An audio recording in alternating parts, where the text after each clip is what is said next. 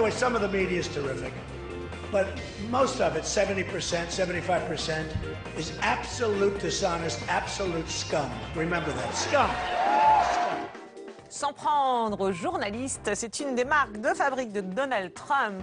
Le riche et provocateur homme d'affaires, désormais grand favori de la primaire républicaine. Alors comment expliquer que ces dérapages et violences verbales séduisent tant les Américains? Quelles sont les recettes de communication de ce showman qui s'est fait connaître grâce à la télé-réalité? Et est-il si différent de ces challengers républicains, John Kasich, Ted Cruz ou encore Marco Rubio qui a finalement jeté l'éponge? Pour répondre à ces questions et pour déshabiller en tout bien, tout honneur, celui dont on se demande s'il est un homme politique ou un homme de télévision, avec nous 4 invités, bonjour. Alors 2 représentants américains, James Gillespie, président des Républicains Overseas France, donc vous représentez votre parti à Paris, Bob Vallier, secrétaire des démocrates Abroad France, alors votre alter ego donc du parti démocrate, François Durper, historien, spécialiste des États-Unis, auteur là tout récemment d'un que sais-je sur l'histoire des États-Unis. Vous êtes aussi spécialiste du populisme, ce qui vous donne un peu une double casquette pour cette émission. Et enfin, Soufiane Al-Sabag, spécialiste de politique américaine, auteur de ce livre, La nouvelle droite américaine aux éditions Démopolis. Alors vous êtes intéressé à l'évolution, à la radicalisation du Parti républicain, qu'on abordera aussi dans cette émission. Mais d'abord, zoom sur les ingrédients du style Trump, un style combatif, c'est le moins qu'on puisse dire, au point que ces meetings se transforment de plus en plus en matchs de catch. À chaque fois qu'il monte sur scène, Donald Trump sait que d'ici quelques instants, son discours sera brutalement interrompu. Déjà ? Sors de là, retourne chez maman. Ces réunions publiques sont devenues le rendez-vous des manifestants anti-Trump qui interrompent sans cesse ses allocutions, parfois toutes les 5 minutes. Mais qui sont ces gens? Dehors. Mais foutez-les dehors. J'aimerais lui mettre mon poing dans la figure. Si vous en voyez un qui est prêt à lancer une tomate, cassez-lui la gueule. Je paierai les frais d'avocat. Une incitation à la violence qui provoque des dérapages. Voici un supporter de Donald Trump en train de cogner un manifestant. Voilà, il s'en prend à ses opposants qui de plus en plus viennent perturber ces meetings, comme il s'en prend depuis des mois aux journalistes, ses cibles préférées dont il attaque l'honnêteté, le professionnalisme. On l'a vu dans le teasing, mais pas seulement. Donald Trump facing new criticism for something he did on the campaign trail last night in South Carolina while defending his debunked claim that he saw thousands of Muslims celebrate the collapse of the Twin Towers here in New York. He appeared to mock a reporter with a disability. Take a look. Written by a nice reporter. Now the poor guy, you got to see this guy. Oh, I don't know what I said. I don't remember. He's going like, I don't remember. Oh, maybe that's what I said. This is 14 years ago. They didn't do a retraction. That reporter he is talking about is Serge Kovaleski, who now works for the New York Times. As you can see right there, he suffers from a chronic condition that impairs movement of his arms. A Times spokesman says they find it outrageous that Trump would ridicule the man's appearance. Voilà, se moquer d'un handicap physique, il fallait oser. Comme il fallait oser quelques mois plus tôt proférer des attaques sexistes contre une journaliste de Fox News qu'il avait interpellée dans un débat justement sur le sexisme. Mr. Trump, one of the things people love about you is you speak your mind and you don't use a politician's filter. However, that is not without its downsides, in particular when it comes to women. You've called women you don't like fat pigs, dogs, slobs, and disgusting animals. Does that sound to you like the temperament of a man we should elect as president? I think the big problem this country has is being politically correct. I've been challenged by so many people, and I don't frankly have time for total political correctness. And to be honest with you, this country doesn't have time either. This country is in big trouble. We don't win anymore. We lose to China. We lose to Mexico, both in trade and at the border. We lose to everybody. And frankly, what I say, and oftentimes it's fun, it's kidding, we have a good time, what I say is what I say. Voilà, il persiste, signe et définit à travers ça le style Trump en fait, il le définit lui-même. D'ailleurs, quels sont les ingrédients et comment vous le qualifieriez au vu de ces extraits? Peut-être un petit mot François Durper et puis James Gillespie. Là, on voit un exemple de ce qu'est la communication Trump. C'est une communication à pas chasser.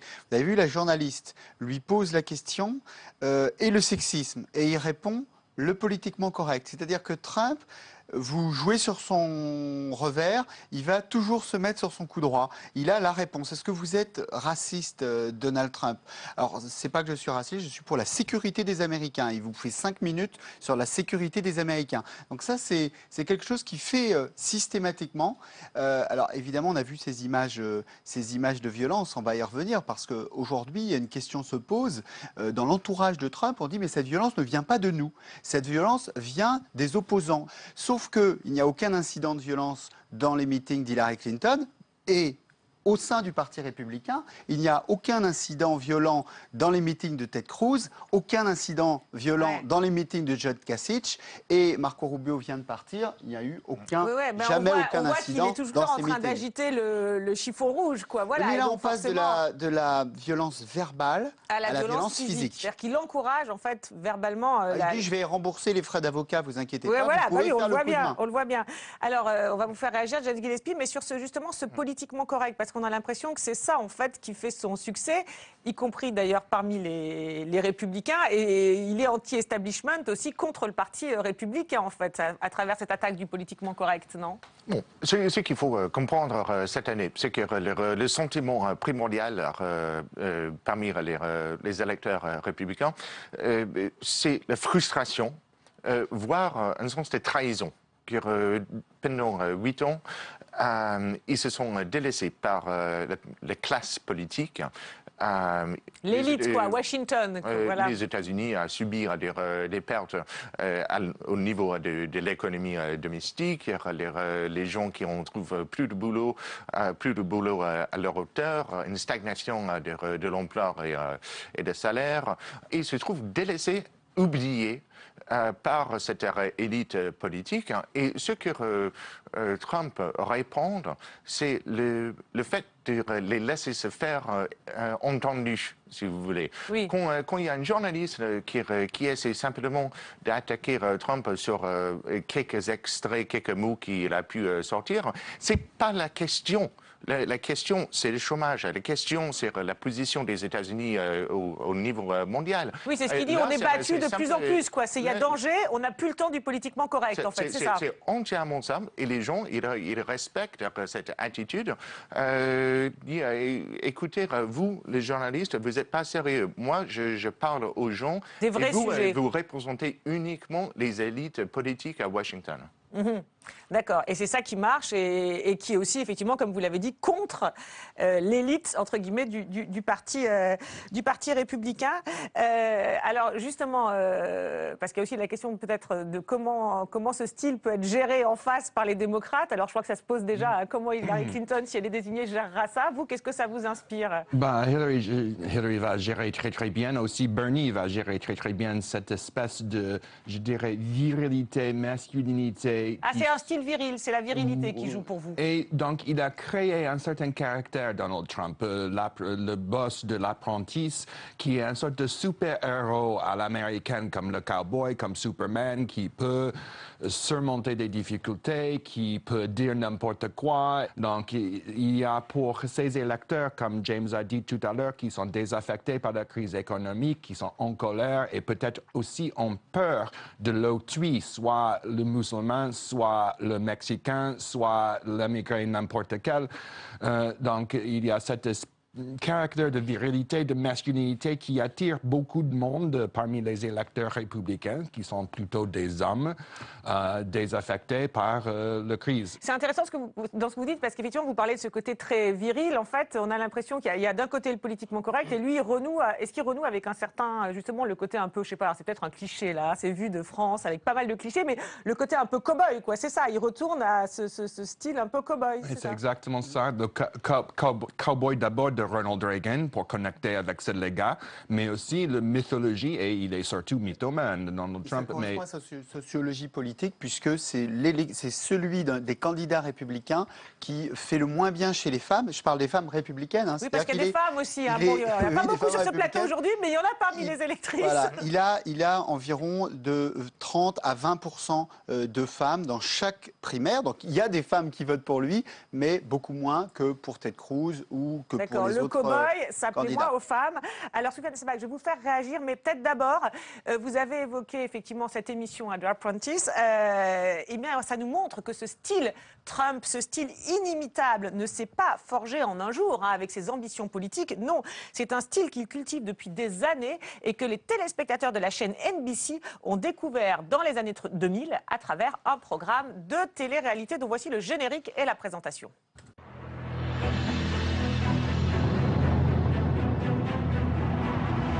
Years ago it began, an economic crisis that swept the world and almost brought our country into another Great Depression. You may think the worst is over, but still, talented, smart people are unemployed. They're looking for work. They have no prospects. I hate what I'm seeing, and I'm going to do something about it. From across the country, I've chosen 16 of the very best candidates, all vying to become my apprentice. Voilà, alors le principe est simple, hein, il embauche des candidats à l'essai et puis comme toujours dans la télé-réalité, eh bien, il va s'en débarrasser au fil des semaines. Sauf que face à Donald Trump, on peut dire que le moment est assez douloureux pour les malheureux candidats. The problem is that Bradford made an impulsive decision. A stupid, impulsive, life-threatening decision that, frankly, if you were running a company and made that kind of a decision, you destroy that company instantaneously. Bradford, you're fired. Oh my God, oh my God, oh my God, oh my God. Go back up to the suite. Thank you for the time, Mr. Trump. Guess I won't make that mistake again. Voilà, alors se faire virer par Trump, du moins à la télévision, ça ressemble un peu à un exercice d'humiliation, tout comme jouer au catch contre lui, oui, au catch, lors d'un tournoi pour milliardaires en 2007, hein, où normalement, eh bien, chacun avait son catcheur, les milliardaires n'étaient pas censés se battre, mais avec Trump, cette règle est un peu oubliée.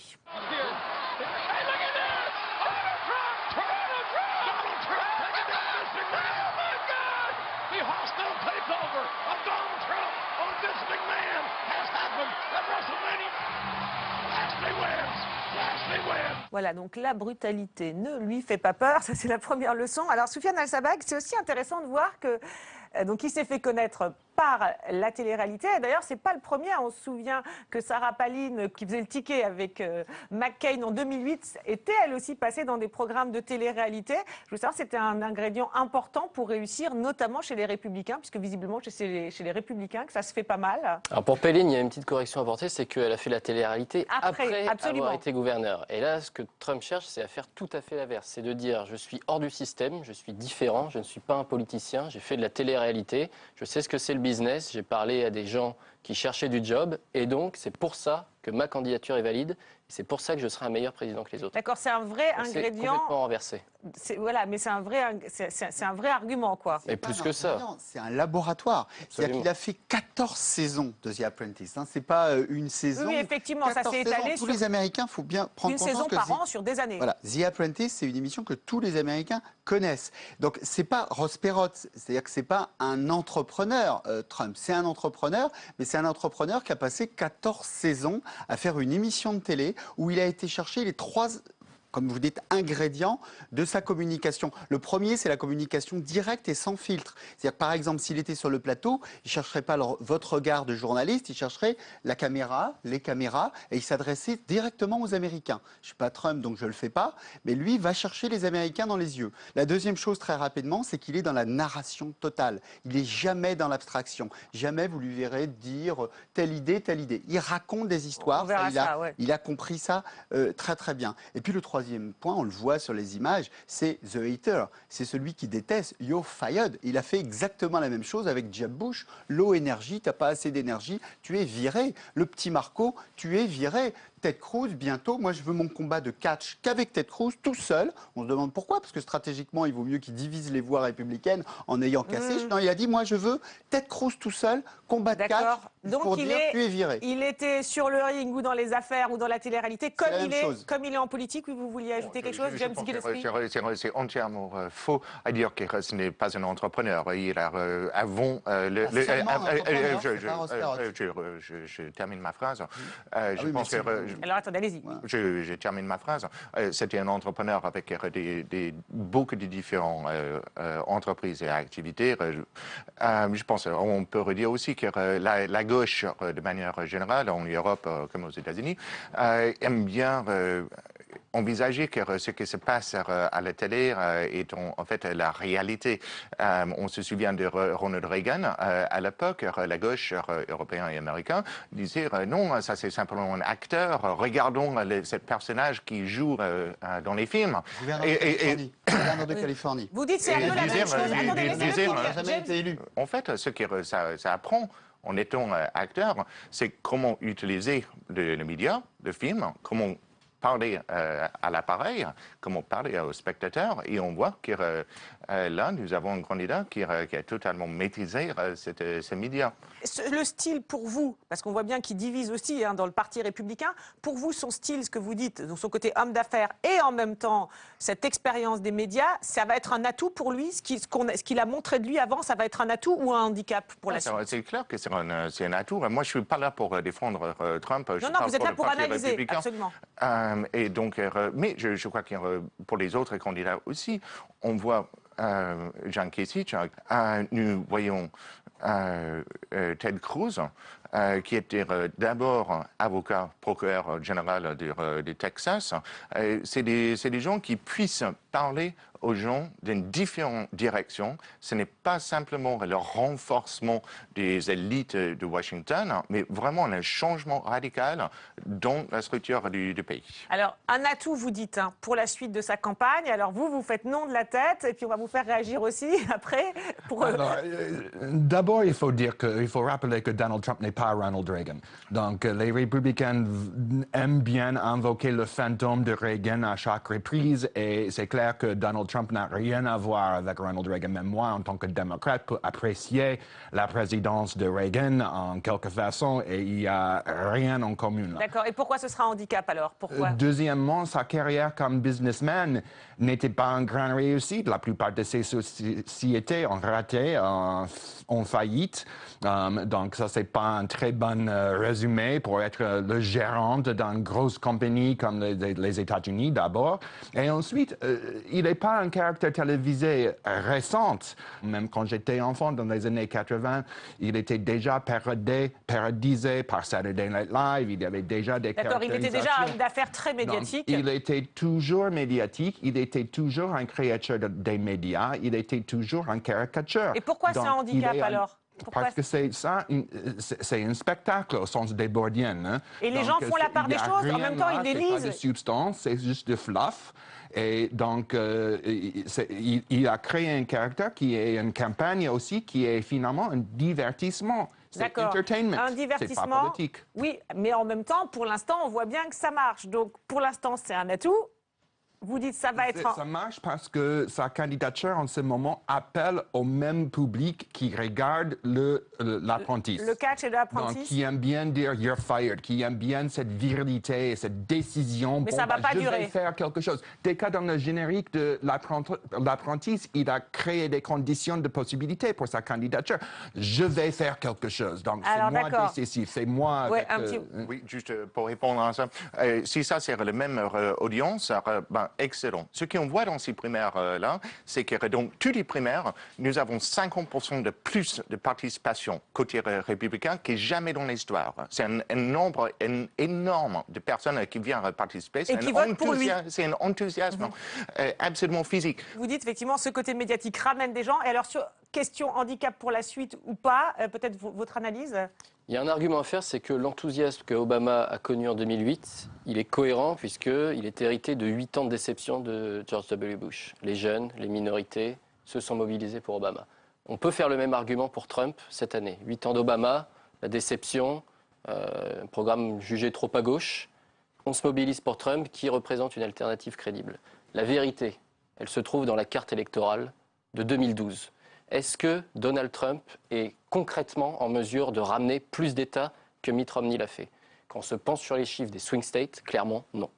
Il faudrait une troisième candidature. Viril ou pas, connu ou pas, émission ou pas, exactement. riche il faudrait ou un pas. vrai argument politique concret pour dérailler la candidature d'Hillary Clinton, où Hillary Clinton explose en vol, ce qui est encore possible. Donc vous vous dites, d'accord, donc vous vous dites finalement ça ne suffira pas, il y a des arguments politiques, on viendra un peu après sur le discours politique, mais juste avant, il y a un point qui semble assez important aussi, c'est son côté milliardaire, homme d'affaires. Alors vous dites, il n'a pas toujours si bien réussi que ça, en tout cas c'est quelque chose qu'il met beaucoup en avant.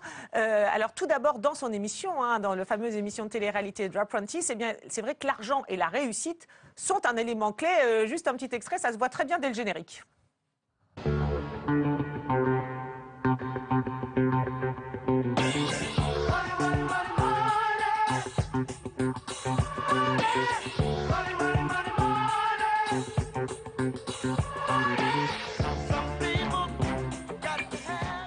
Voilà, monnaie, voilà, visiblement l'argent, c'est aussi le symbole, la matérialisation de la réussite. Ça, c'était en images. Et ça se retrouve aussi dans son discours lors de ses primaires. Écoutez-le. I want to just thank a couple of friends of mine that are here. The owner of this incredible hotel, Mr. and Mrs. Phil Ruffin, stand up. Great guy. Phil said, Donald, like for the last 3 months, he's driving me crazy. He said, Donald, I want to put $10 million into your campaign. I said, Phil, I don't want your money. I don't want to do it. I'm self-funding. Every time I see him, it's hard for me to turn down money because that's not what I've done in my whole life. I grab and grab and grab. You know, I get greedy. I want money, money. Now I'm going to, I'll tell you what we're going to do, right? We get greedy, right? Now we're going to get greedy for the United States. We're going to grab and grab and grab. We're going to bring in so much money and so much everything. We're going to make America great again, folks. I'm telling you, we're going to make America great again. Voilà, donc dit comme ça, c'est convaincant. J'ai réussi dans les affaires, et bien je ferai réussir l'Amérique de la même façon. Sauf que il n'est pas le premier candidat milliardaire avant lui. Mitt Romney, candidat républicain en 2012, était aussi un très riche homme d'affaires. Et c'est d'ailleurs sur cet aspect que les démocrates l'avaient attaqué, alors dans des spots très sérieux, mais aussi dans des spots plus parodiques qui résument assez bien d'ailleurs le ton de cette campagne. Un petit extrait en musique. Hi, Romney. Hi, miss. Do you have something to hide? Well, yeah, jump in. I'm a Romney girl in a Romney world. Life is taxless. It's fantastic. Silver tip your hair. Tax shelters everywhere. Outsourced nation. Bain is his creation. I'm Mitt Romney. Let's go party. He's a boss millionaire with accounts everywhere. Won't disclose all the dough that he's banking. You can't see and agrees. We hate transparency. If you knew, we'd be screwed spanky spanky. He is rich. You are poor. If he wins, you're uninsured. Voilà, et c'était décliné effectivement chez Barack Obama dans les spots officiels. Là, c'est en version plus légère, mais on voit bien les arguments. Alors la question, c'est est-ce que ce qui a été, là je vous la pose à tous les deux, pour la suite de la campagne, un point faible pour Mitt Romney, on s'en souvient, peut devenir un point fort pour Donald Trump, oui ou non, à travers notamment tous ces arguments de campagne, où est-ce que l'Amérique a changé en 4 ans. Bob Vallier, un mot, et puis... C'est beaucoup changé et c'est différent les deux. Donc, différent. Alors c'est quoi la différence? Donc ils sont tous les deux riches, c'est vrai, mais Mitt Romney était un créateur de la classe riche. Donc il a parlé de la classe riche, c'était ça, ses électeurs. Il était dans cette déconnexion, d'accord. Il était dans la déconnexion et il avait une sorte d'air un peu faible. Donc pas décisif, pas... c'était trop... pas cow-boy, quoi. Voilà. Et Donald Trump, il est plus décisif. Donc il est, dans quelque façon, cet cowboy, cet super-héros. Même s'il a fait faillite dans ses affaires, il a quand même réussi. Donc, il y a tout à fait une différence entre leur personnalité. Et pour quelques raisons inexplicables à moi, la personnalité de Donald Trump parle beaucoup plus aux électeurs à fond républicains que celle de Mitt Romney. D'accord, donc ce sera plus dur de l'attaquer. Il ne pourra pas être attaqué. Vous dites que ça marchera moins, quoi, de l'attaquer sur cet aspect. Oui. Vous êtes d'accord? Oui, ce qui est intéressant, c'est qu'il y a une anecdote. Mitt Romney a dit, vous allez voir la fiche de paie pas la fiche de paie, la fiche d'impôt de Donald Trump, on va découvrir des choses. Oui, c'est Romney lui-même qui l'a attaqué sur les impôts. Sur les impôts. Alors, ce qui est intéressant, c'est qu'est-ce qu'il entendait par là. Et là, ça montre à quel point les États-Unis, c'est très exotique par rapport à la France. Non pas qu'il soit encore plus riche que prévu, mais l'idée, c'est qu'il était peut-être moins riche qu'il le disait. Et c'était donc, si vous voulez, l'argument, c'était ça. Il n'a pas tant réussi que ça. Il vous dit, il est très riche, il est très riche, il est très riche. Attendez de voir, vous allez voir, il est peut-être moins riche qu'il ne le dit. Donc ça montre que, vous voyez, l'argument « je suis riche, je suis un milliardaire », en France, ça ne serait pas un argument très pertinent. Oui, mais on voit qu'aux États-Unis, l'évasion fiscale et tout, ça avait été aussi... mais lui, il ne fait pas campagne là-dessus. Il fait campagne sur, par exemple, « je suis libre parce que je suis riche ». Oui, d'accord. Par exemple, les lobbies ne me financent pas, je finance ma propre campagne, je vais dépenser 2 millions par semaine, etc. Je suis libre. Non, mais c'est intéressant d'ailleurs ce que vous dites, parce que, en fait, quand Mitt Romney l'attaque sur ses impôts, c'est pas pour dire qu'il cache de l'argent comme on lui avait reproché à lui, c'est pour dire qu'il n'est pas si riche que ça. Vous êtes d'accord? C'est ça l'argument, c'est là-dessus que ça va se jouer? C'est l'argument de Romney. Qui est quand même républicain, qui est quand même l'ancien candidat républicain. Je pense que d'abord, c'est un peu ridicule de regarder des caricatures faites par Obama il y a 4 ans, mais ce qui est vraiment intéressant cette année, c'est que les candidats avec des problèmes d'argent, c'est Hillary Clinton. C'est de savoir comment elle a fait des dizaines de millions de dollars pendant la période où elle était secrétaire au ministère des Affaires étrangères, où il y avait des pays étrangers qui ont contribué à la fondation dans laquelle elle est directement intéressée.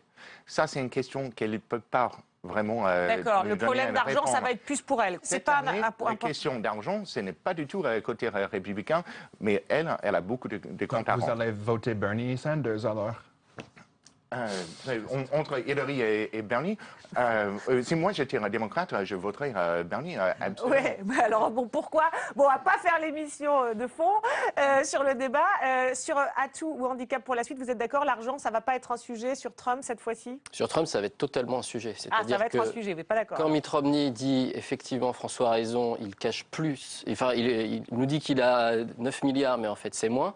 C'est pas tellement l'argument de l'argent que les démocrates vont faire, c'est l'argument de l'honnêteté. Du mensonge. C'est le mensonge, c'est ça qui va faire mobiliser la base démocrate. C'est en mettant en avant les mensonges de Trump, le fait qu'il ne réponde à aucune question, le fait que son programme politique est vide, le fait qu'il a attaqué les femmes, les musulmans, les Mexicains, tout ce qu'on veut, c'est ça qui va faire en sorte que les démocrates vont se mobiliser. C'est ça qui va faire en sorte que Hillary Clinton va recréer la coalition d'Obama en 2012, et dans ces conditions, 9 fois sur 10, Hillary Clinton va s'imposer. Alors, vous dites les mensonges et le programme. Alors, on va en venir au programme, justement. On va sortir des clips, on va en venir au dur, avec parfois, là aussi, des phrases choc sur les sujets sensibles, notamment l'immigration. Première phrase choc à l'été 2015. I would build a great wall, and nobody builds walls better than me, believe me. And I'll build them very inexpensively. I will build a great wall on our southern border, and I will have Mexico pay for that wall. Mark my words. Voilà, et cette proposition lui a valu l'hostilité, évidemment, d'une bonne part de cet électorat latino-américain. Et quelques mois plus tard, en décembre 2015, eh bien, nouvelle sortie, où cette fois, nouvelle sortie très médiatisée, y compris en France, où cette fois, il vise les musulmans dans le cadre de la lutte antiterroriste.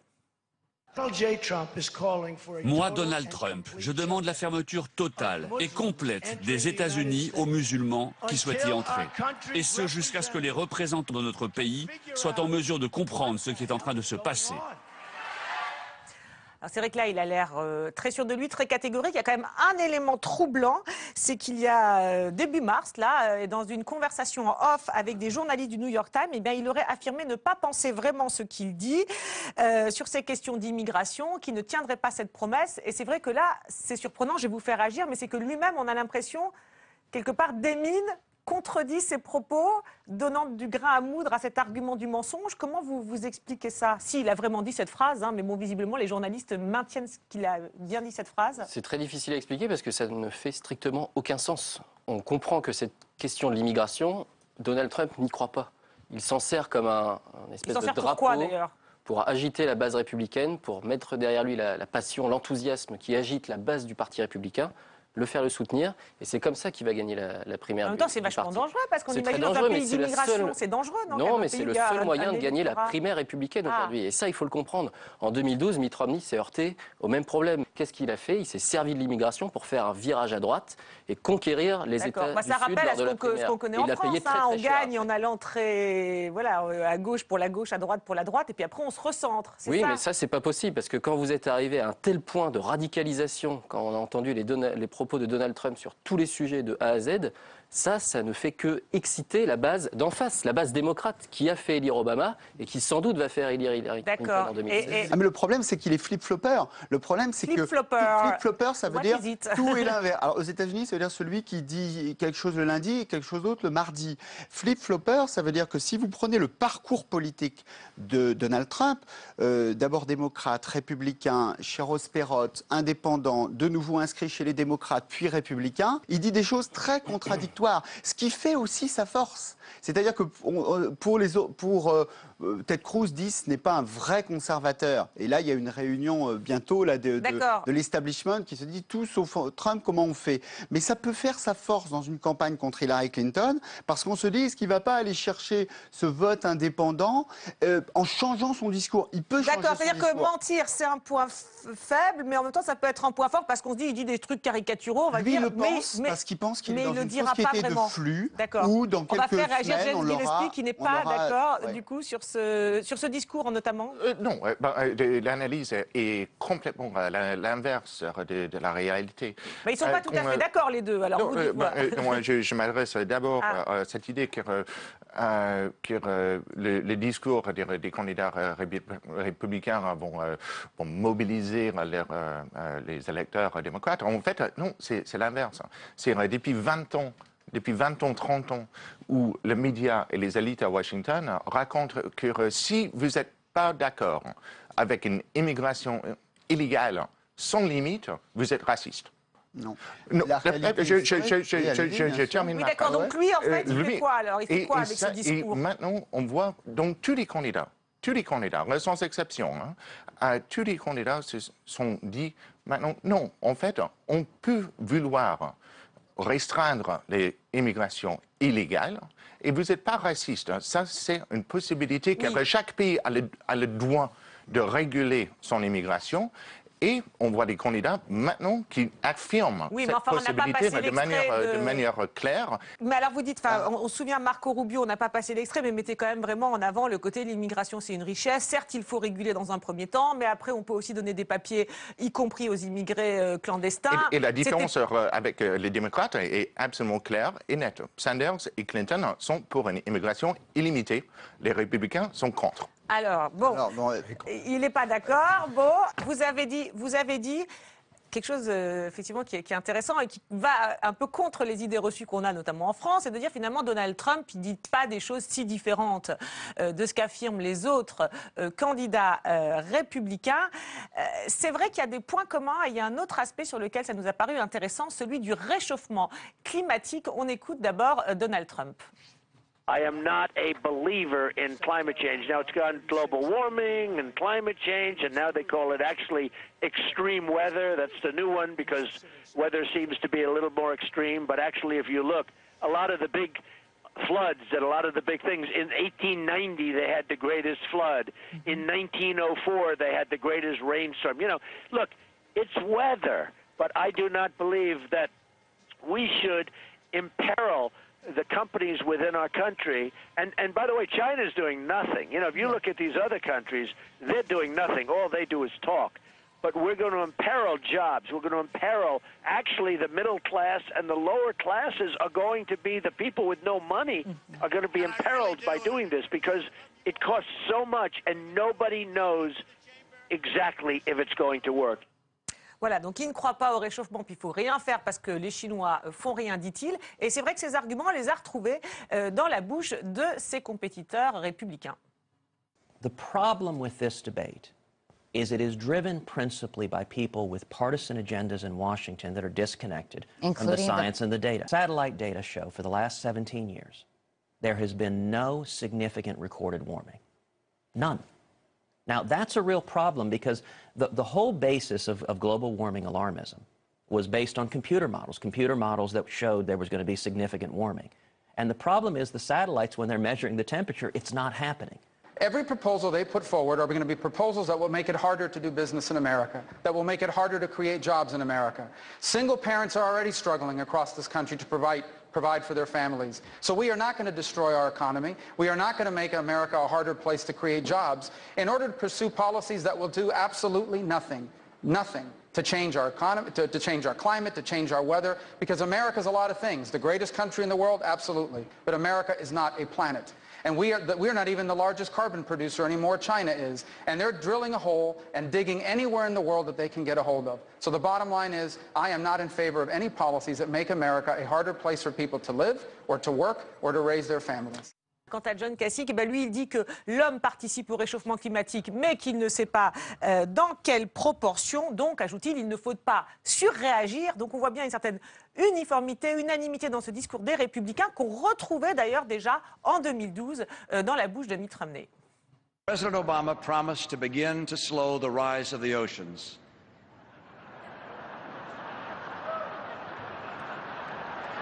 And to heal the planet. My promise is to help you and your family. Voilà, donc on est là aussi dans une vision de court terme. On va vous aider à court terme, il faut des jobs à court terme. Mais alors, ce qui est intéressant, c'est que ce même Mitt Romney ne tenait pas tout à fait le même discours quelques mois plus tôt. On l'écoute en 2011. I don't speak for the scientific community, of course, but I believe the world is getting warmer.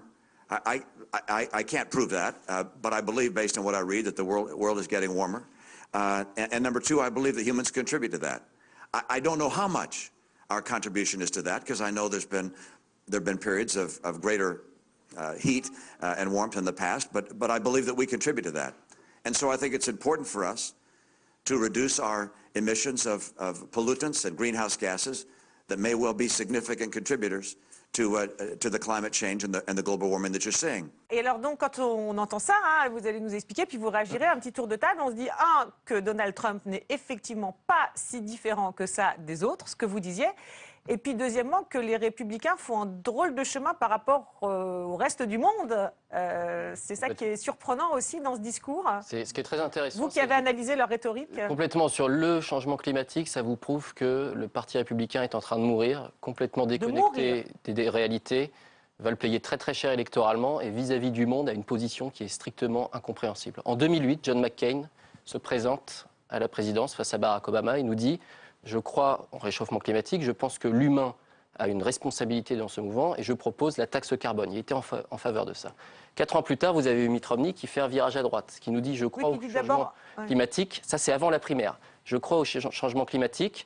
Les humains y contribuent. » Et quelques mois après, la Convention républicaine nous dit « Le changement climatique, on verra après. Occupons-nous de nos familles. » 2016, encore plus à droite, vous avez ce non-sens total. Ted Cruz qui nous cite des études qui sortent on ne sait pas d'où. Donald Trump qui s'aligne, Marco Rubio, le modéré du Parti républicain, qui est plus conservateur que 77% de ses collègues au Sénat, il faut le rappeler, nous dit exactement la même chose. Donc ça prouve quoi? Ça prouve que ce Parti républicain, pour l'un des problèmes du XXIe siècle, le problème qui va mobiliser les électeurs qui comptent, c'est-à-dire les jeunes, qui plus tard auront 40, 50 ans, 60 ans, vont se mobiliser pour Hillary Clinton. Ouais, c'est des jobs maintenant. Et on oublie. Alors oui, mais alors vous avez dit, attendez, on va peut-être faire réagir James Gillespie quand même. Il est au cœur de la différence entre être populaire et être populiste.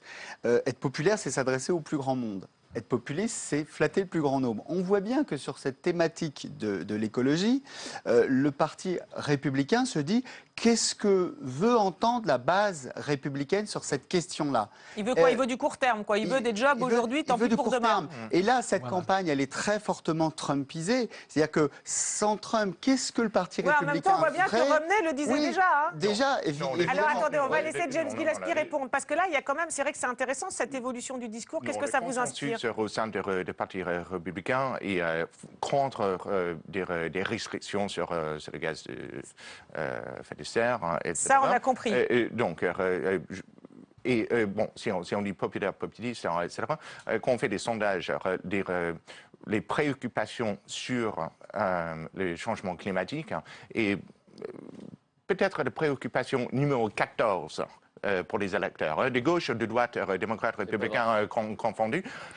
Les gens qui comptent, les gens... D'accord, mais justement, on va dire si c'est la préoccupation numéro 14, si c'est la préoccupation... Par exemple, ça, c'est un mensonge. Oui, mais même si c'était Chez les démocrates, c'est vrai que chez les républicains, c'est assez bas, les préoccupations écologiques sont plutôt basses. Chez les démocrates, c'est plutôt haut. D'accord, mais on pourrait se dire, à la limite... c'est la même chose, ça, c'est factuellement Attendez, mais à la limite, on pourrait dire, si c'est une préoccupation assez basse, d'autant plus pour être audacieux. On disent que ce qui est le plus important, c'est l'économie. Oui, d'accord. Voilà, oui, mais l'économie n'est pas contradictoire avec l'écologie. Non, mais après, on ne va pas faire un débat de fond. Mais je peux juste...